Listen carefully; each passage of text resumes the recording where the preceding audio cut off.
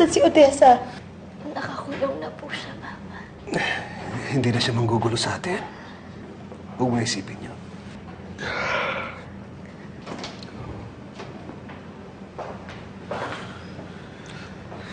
Ninang, okay ka na po? Alas, Calvin. Calvin, salamat at nagpunta ka kagabi. Salamat, iyo.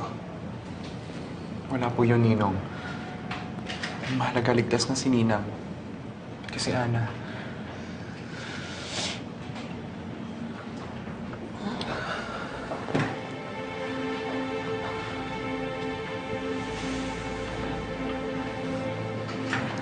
Ana, huwag ka munang gagalaw, ah. Pahinga ka muna dyan. Ano ba, pinakaba mo ako? Pinakaba mo ako kagabi. Noong tumakas ka, hindi ko alam kung ano iisipin ko. Hindi ako mapakali nun. Sorry. Sorry kung naging matigas yung ulo ko. Okay lang. Okay lang. Naiintindihan ko naman yun eh. Kasi ganoon din naman ako nung hinahanap ko si Mommy. Nung hinahanap kita, ano mo yung kaya kong gawin lahat? Wala akong hindi pwedeng gawin para sa'yo. Salamat, Calvin. Salamat. Hindi, Ana. Ayoko ng salamat, ha? Ang gusto ko magpagaling ka. Yung tipong pag nainis ka sa akin, pwede mo na akong walk outan agad. Okay lang sa akin yun. Ana, hahabol-habulin pa rin kita.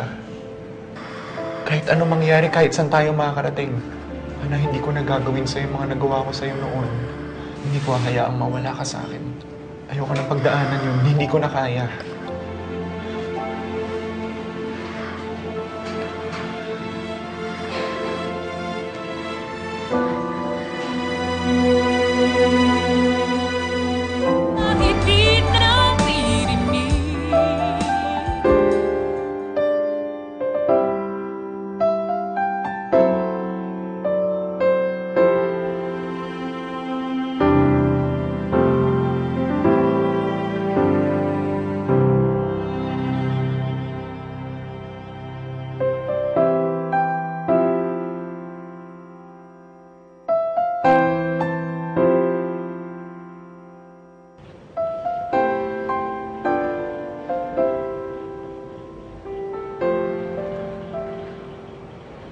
Ana? Naalala mo ba nung nakita dinala dito? Ang galing, no? Sino ba mag-aakalang ito pala talaga yung bahay mo? Alam mo, napakaswerte ko kasi ikaw yung unang nakahanap sa akin. Hindi, Ana. Maswerte ako kasi nahanap kita.